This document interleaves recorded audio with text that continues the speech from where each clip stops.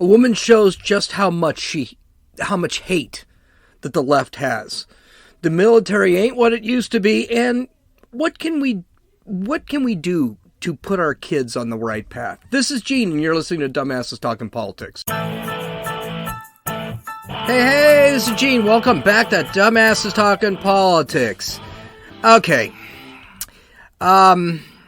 This is one of the most atrocious things I've ever heard another human being say. And that says a lot. According to Fox News, a New York City police officer, Jason Rivera, was killed January 21st by a suspect while responding to a domestic dispute in Harlem, in New York. A second police officer died days later. On Friday, thousands lined Manhattan streets to mourn the 22-year-old Rivera. But actress Jacqueline Guzman likely wasn't one of them, the New York Post reported. Okay, this is what she said, and I gotta tell you, it's pretty disgusting. We do not need to shut down most of lower Manhattan because one cop died for probably doing his job incorrectly. They kill people who are under 22 every single day for no good reason, and we don't shut down the city for them. So, like, this is fucking ridiculous. This is fucking ridiculous. What if somebody's having a heart attack in this area? Nobody can get to them because it's all blocked off for one fucking cop. I mean, what a terrible, terrible human being. Whether you like the cops or not, it's just that kind of hate is just incredible to me. And first off, a couple of things I want to point out. She's just freaking wrong. Everything she said was wrong. Cops do not go killing people willy-nilly. We've got the 2021 statistics already. There are about 50 million police interactions a year. That goes from everything from traffic stops to civilians making 911 calls. In 2021, there were only 880 people shot and killed by police. A total of 1,140 were killed in all. That's 0.0023% of all police interactions. Percent, mind you, of all police interactions leading to the death at the hands of a police officer. That's nothing. Blacks are also not dying at huge numbers, like this broad probably believes. Out of the 880 police shootings, 113 were blacks. That is 13%. According to the last census data, blacks make up 12.4% of the population. So you're not seeing a huge overkilling of blacks compared to their population. Now that's different from it was last year and the year before, where blacks made up something like 22% of the killings. Now they're down to normal. They're down to what their population is. Hispanics, by the way, just a little FYI, Hispanics are 32% of the population, yet they're killed. Only 7.2% of Hispanics are killed by police. So all the crap that she says about, they're just going off killing willy-nilly people every day. No, that's not true. None of it is true. By the way, this year, in 2022, no one says anything about this. There have already been 8 police killed. In Stockton, California today, there was a fireman that was shot and killed, simply for going and trying to stop a fire.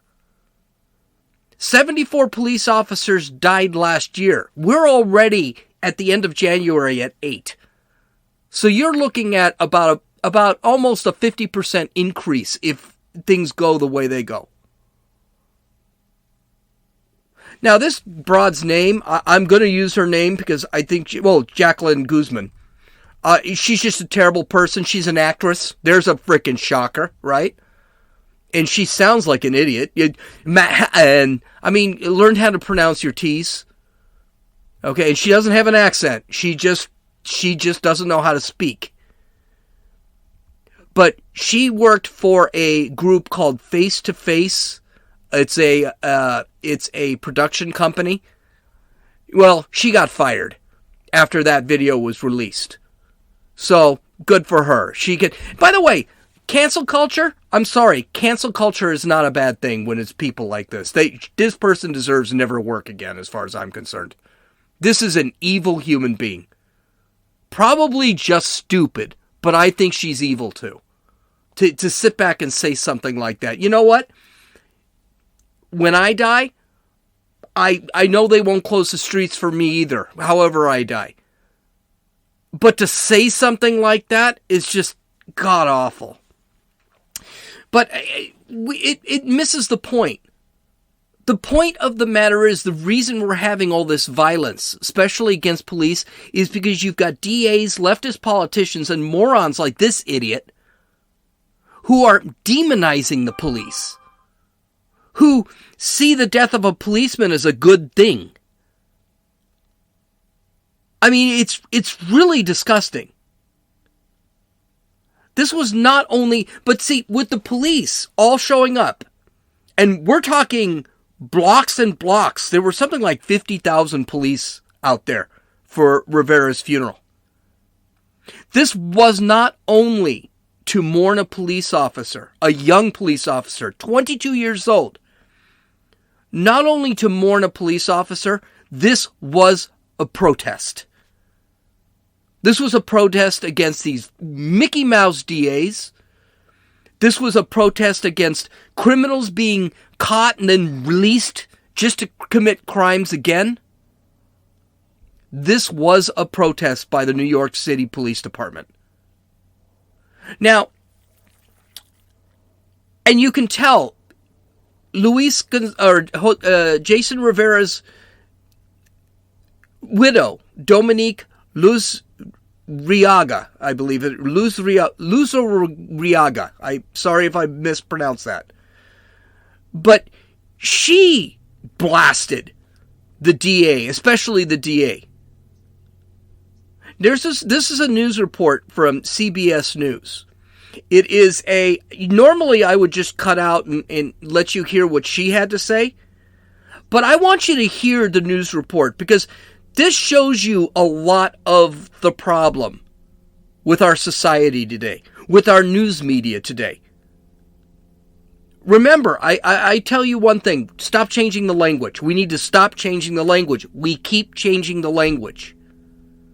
So let's listen to this news report, and let's listen to, what's her name? Luzuriaga speak about her husband. And then we'll talk a little bit about it after. In her emotional eulogy, Detective Rivera's widow also alluded to the gun violence issue in the city and called out the new Manhattan District Attorney Alvin Bragg, who's been criticized for changing what crimes his office will prosecute. The system continues to fail us.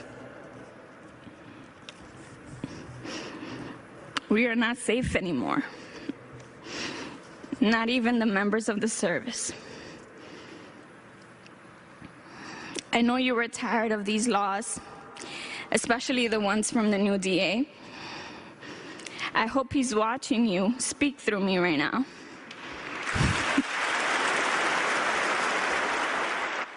First thing I want to point out is that the officer and his widow are both Hispanic. There is this narrative out there that the police departments are all systemically racist against people of color. The reality is 50% of police forces in big cities like New York City are made of people of color. That kind of throws a wrench into the narrative of all police forces are systemically racist. How does the media handle it? They ignore it. They don't say anything about it. They don't point any of that out. I mean, when you talk to a conservative, that's the first thing they'll point out.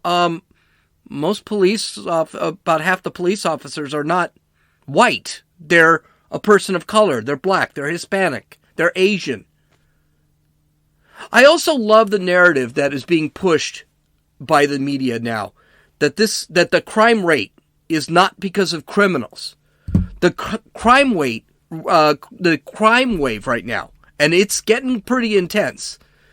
The crime wave has to do with gun violence. Here's a secret, okay? This is a big secret. Guns don't commit violence.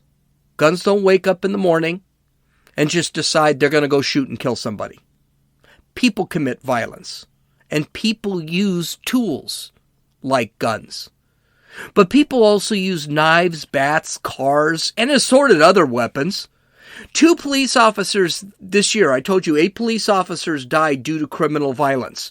2 of those police officers were intentionally run over by a car. So it's not just gun violence that's the problem. Criminals commit violence. Cars don't commit violence. Guns, knives, bats, crowbars, whatever. They don't commit violence. It is the people that handle those implements that commit the violence. But the leftist narrative has to be to take the criminal out of crime and make some sort of object guilty of that crime. And they love to go after guns because they don't want you to have guns. Let's not forget, the left wants to take away freedoms. Now, this gal's speech is important. And apparently, these newscasters from CBS didn't catch it. She's not following the narrative. Her husband was killed by a criminal who was on the streets because of that piece of crap District Attorney Bragg in New York City, in Manhattan specifically. He was not killed by an inanimate object. He was killed by a system and a DA who won't put criminals in prison, in jail. Won't keep criminals in jail. That's why I keep saying this was not just a funeral. It was also a protest against the garbage system that is in New York City. And so far, Eric Adams, who's the new mayor, I haven't seen anything different from him than what de Blasio did. He's a little angrier, he's a little louder, but I still have yet to see anything else. Now, he's going after guns too. Don't forget, he's a Democrat. But I don't see anyone going after criminals. I definitely don't see anything going against this District Attorney Bragg. Nothing seems to be happening. But anyway, back to Jacqueline, whatever her name is, Guzman. Here's a little secret. You want to keep your job. You want to be an asshole. That's fine. But you want to keep your job? Probably a good idea not to put it on TikTok. Just go tell a friend somewhere. Keep it to yourself.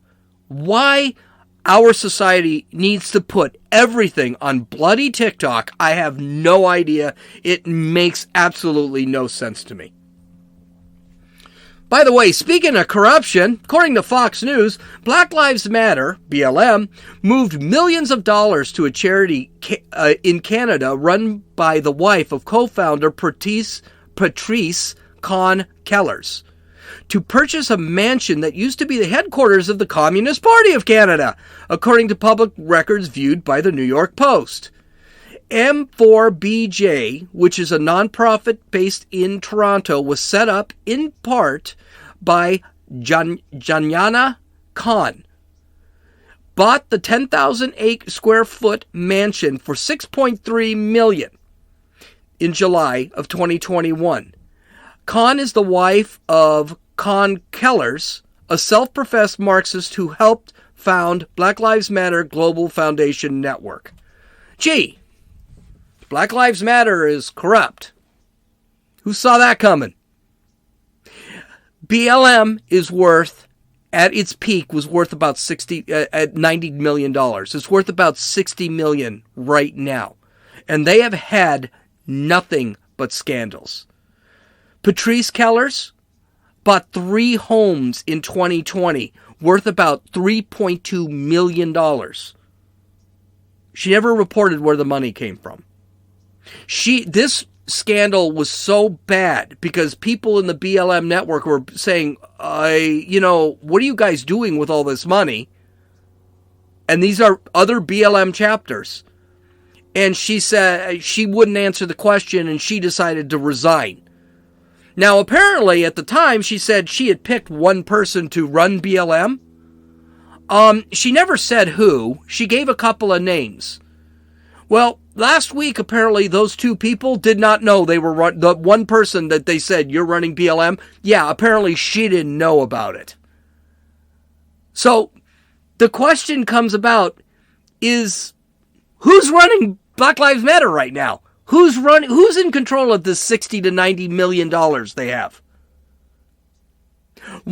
That's only 2 or 3 of the scandals. Then you got the guy, the BLM leader of the New York City chapter, while Eric Adams was trying to become mayor, saying that BLM is just going to resort to violence if Eric Adams, the mayor Eric Adams, decides to increase the police aggression. So if police go out there and do their job, he's basically saying BLM's going to go out there and commit violence. How this guy isn't in jail, I have no idea. Assorted chapters throughout the entire country, including Chicago, have been wondering, where is this money? And what is BLM actually doing for their communities? Chicago's a prime example where you got tons of black on black crime. You've got tons of social issues in Chicago when it comes to the black communities. And BLM seems to be nowhere near Chicago. They don't seem to be helping them out at all. Okay, we know where the money is. The money is being used to enrich the Black Lives Matter global network leadership. This is a Marxist organization, they admit it, that uses tragedy in the black community to push discord. And that tragedy involves when a white person kills a black person. Now, when a black person kills a black person, they don't care. That's just not that big of a deal. Their ultimate goal, and again, they state this, is to overturn all the American institutions to transform the country into some sort of communist utopia. That's what they're trying to do. They admit it. Patrice Kellers has said on camera, I'm a trained Marxist. And it's not just race they use. They also use gender. They also use class.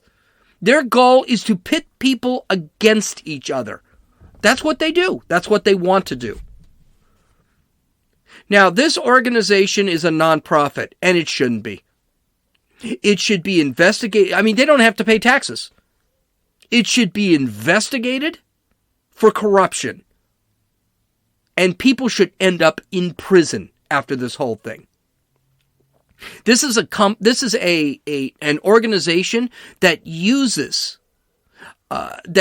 white guilt to con companies into donating to them, and then they don't have to pay taxes on it.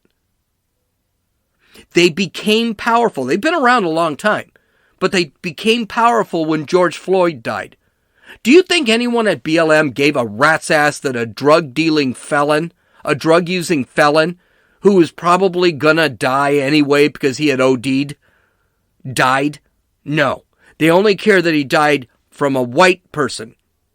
Okay, and don't get me wrong. I saw the video, and I don't think that police officer is a good guy. I've heard things about him. I don't talk about it because I can't confirm anything. But I heard he's a really iffy individual.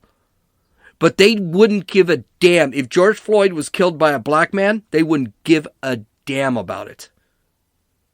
So I personally think that organization, they need to be investigated, and their leadership needs to go to prison, because they have not been using that money correctly. Money that people have been donating, expecting them to make some sort of social change. Okay. I'm sorry I went off on them. So John Kirby went on Fox News with Dana Perino. I like Dana Perino. She's cute as a button. They were talking about the conflict between Russia and Ukraine. If you don't know who John Kirby is, he's one of the Defense Department spokesmen. That's who he is. He used to be a general in the Army. At the end of the interview, Dana Perino asked him a question that I think every normal human being that looks at our military is wondering? Is wokeness in the military hurting our military? And she saw this as an important question simply because, well, now you've got North Korea that's sent out like 20 missiles this month. You have China threatening Taiwan, and you have Russia threatening Ukraine. So there's a lot of reasons to think that maybe having a strong military is kind of important right now. Well, John Kirby did not think that the question was really all that relevant. He thought it was ridiculous. In fact, yeah, ridiculous to the point he kind of got ticked about it. But he also got something else. We also learned something else about what he thinks of it, that what he thinks is wrong. And I'll talk about that in a second. Let's just listen to that part of the interview. On some criticism in the U.S. military that perhaps there's too much of a leftward tilt or a wokeness in our military when we face really determined adversaries, committed adversaries in China, Russia, Iran, who maybe don't have those same kind of pressures. How do you respond to those criticisms?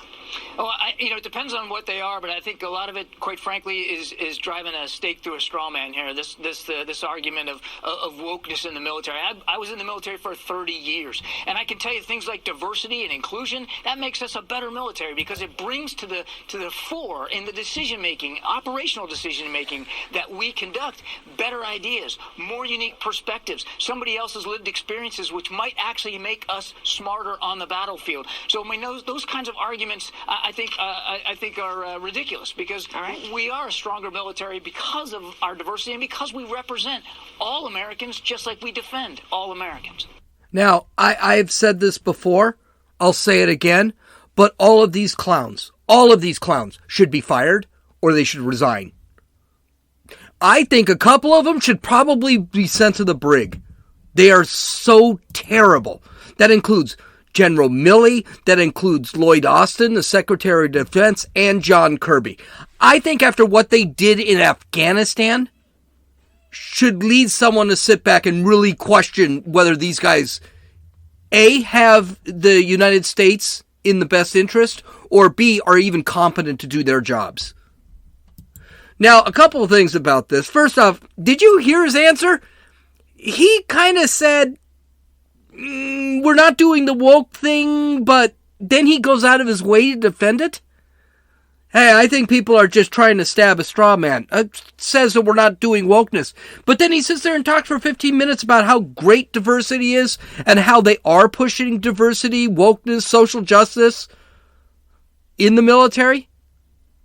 He just doesn't want to say that in so many words. And he wants to make it out to the Fox News folks that, oh, no, we're not doing any of that stuff. Just like we're not doing CRT or critical gender theory in schools. We're not doing that, but if we did, it'd be a good thing.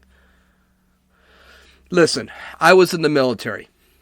Let me let you in on something. The military is diverse already.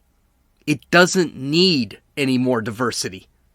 Black, white, Hispanics are all together. Jews, Muslims, and Christians, they're all together. Men and women, all together. One of my drill sergeants was a woman. We are all on the same page. Smart and dumb, all together. The speech that Gunnery Sergeant Hartman gave in Full Metal Jacket pretty much sums up the military. Everyone is equal. No one is different. They are all military. Their color doesn't matter. Their class doesn't matter. Their religion doesn't matter. Their sex doesn't matter. The military is a brotherhood, and I mean that in a gender-neutral way. That drill sergeant, when I was in the Army, was my brother, and I was her brother. That's how the military works, especially the Marines. The Marines seem to be the ones that are actually fighting against this stuff, which I think is great. We're all soldiers, and we only have a couple things we need to do. Defeat the enemy, and be there for each other during battle. That's really what the military is about. This is where the military is going wrong right now. Instead of creating a brotherhood by stripping away the individuality of the person, which is what the military used to be. You were in basic, you were scum, you were garbage. And they told you that. You are not an individual. You are part of a machine. Now, the military is trying to embrace a person's individuality. When I was in the military, I did not care whether the person next to me was black and white. But today's woke military is acknowledging their race. And they're pushing it through critical race theory being implemented into the military, radical gender theory they're implementing into the military. So suddenly soldiers do have to look at the individual race and their religion. And and they're being encouraged to make judgments about them and about themselves. Here's a newsflash. The military has 2 things it's got to do. Kill people, blow things up. That's what the military does. That's what they're supposed to be doing. They're not supposed to give a damn about race of anybody. It's irrelevant. And that's how it used to be when I was in the military. And another thing. Here's something wild and crazy. What's the big deal with diversity anyway? You know, there were writers like Ann Coulter, Ben Shapiro, a lot of writers. Shelby Steele was another one. Shelby Steele's a black man. What's the big deal with diversity anyway? We can work together. We don't have to like being somebody. You don't even have to like a black person or a white person. Diversity is there. That's always been there. Why do we need to force it on people? It's been happening naturally since the 60s in the United States. My last job, I worked with a black guy, a Mexican guy, a Jewish guy. We all worked together. It was not that big a deal. But now we got to force it on down everyone's throat. And it's just not right. And with our military, the one thing they're supposed to be doing is just winning wars. Do you think Russia is worried about diversity? Do you think China is worried about diversity? Well, China is worried about diversity. They don't want it in there at all. China just released, I think about 2 months ago, they just released a memo stating that the military in China needs to be more masculine. So go figure that. Well, we're sitting here worried about pregnancy flight suits for pregnant women or pregnant persons, whatever they're calling it. Those people are building a military that just goes out to kill you. All right. Now, last story. I just finished a book called Woke Inc. by a former big pharma CEO named Vivek Ramaswamy. It was a pretty good book. I thought it was pretty good. And it's about how corporations are going woke and why they're doing it. It also talks about the corporations going woke in a capitalist society can be quite dangerous for democracy because now you're making companies are the ones that are determining policy. It was very informative, a little long-winded, but it showed the individual from a different point of view. It showed individual from the corporation's point of view. And I think the author, Ramaswamy, has a lot of credibility simply because he was a CEO. He's a very moderate. He calls himself a conservative. And I don't think he's a conservative. I think he's actually quite liberal. I'd say he's quite moderate. But it's just a very interesting way to look at it. And so I thought it was kind of how the woke companies are using the stock market, are using capitalism, things like that. I thought that was very interesting because I'd never seen it from that aspect before. So that's where I think the book was valuable. Was it a great book? It was good. I mean, it was kind of long-winded, kind of dry at times, but it was pretty good. So the second to last chapter of this book was what made me want to talk about it. And I thought it was quite enlightening. And I believe this stuff too. He talks about the bastardization of service within this country. He basically said all but the best of us perform service for personal gain, personal reasons. We don't actually perform a service or donate our time or donate our money unless we're going to get something back on it. And his problem is our kids are learning that in schools. For example, a kid in high school, if they want to go to, let's say, Harvard or Yale, they have to donate their time. They have to do some sort of community service thing. And he said that's bad because people are doing the community service thing not for the community service, but so that they can get into a better school. And he sees this specifically in woke service, in the guise of protest. People don't protest because they know about what they're protesting or they even believe or like what they're protesting. They protest so they can feel better about themselves for being woke or being a social justice warrior. Now we see journalists like Jesse Waters, Steven Crowder, Fleckus, who's a journalist a journalist on YouTube.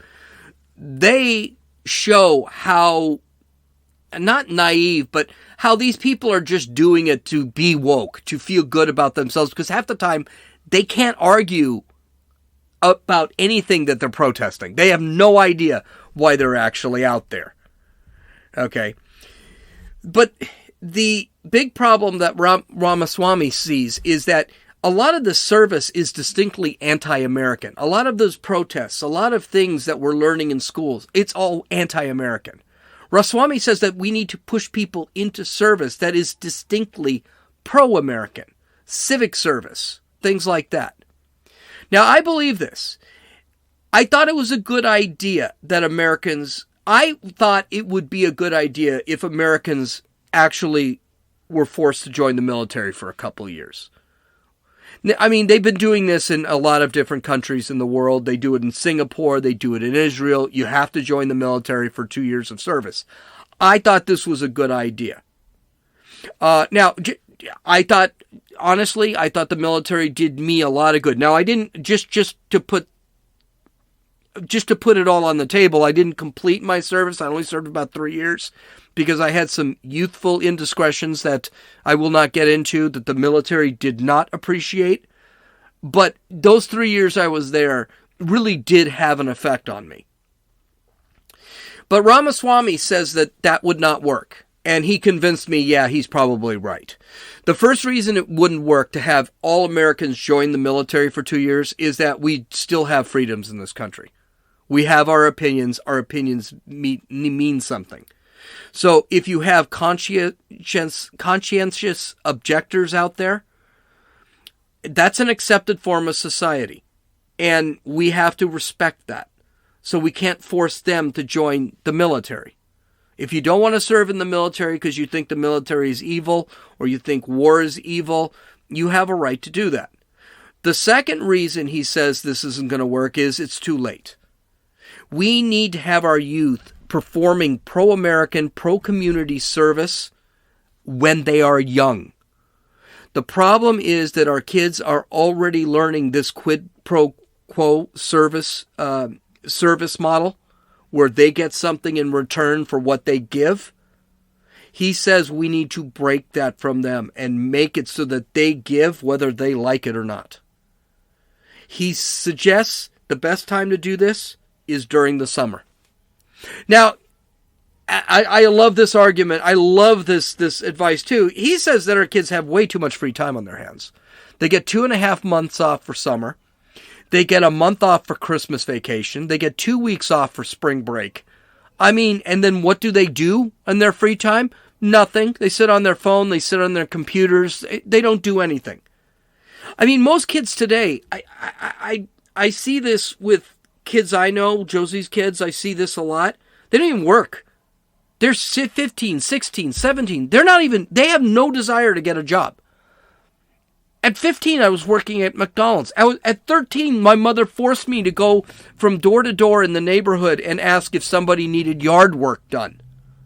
They forced me to work because they wanted me to develop a work ethic. And that is just not done today.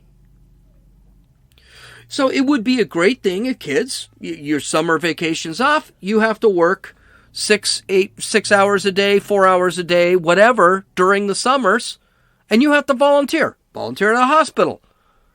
Volunteer at a VA. You have to volunteer. You have to do something.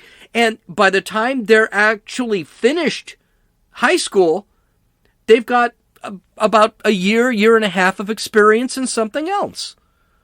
I think it's a great idea. I don't think it'll ever work. I don't think it will ever be implemented in this country. I can't imagine the backlash you'd get from parents. I can't imagine the backlash you'd get from the kids. Because this is not woke, making kids work. I mean, right now our government is trying to stop us from working. They don't want us working. They want us living at home off the government. But I think it's a great idea. And I've always told, when it's a great idea because then they develop community pride. They see what real diversity is, because if you all have to do it, you're all going to have to work together. And that's a lot like the military. You see how a teamwork works. You get job experience. And maybe you develop some pride. You develop some confidence. Because I know, I look at kids today, there's just not a lot of that out there. There's a lot of arrogance. There's a lot of, well, I know better than you do kind of thing, but that's not pride. That's not confidence. That's being arrogant. And probably wrong, too. And I also think that when you get people together, not only is it diversity, not only does it bring everything that the left claims they like, but it brings us a sense of community. And community is really important, especially in this country. Work at a VA. See what it's like working at a VA. Do it for nothing. Just go over there. I'm going to work at the VA. The sense of community in a VA, that's actually where I did work in the Army.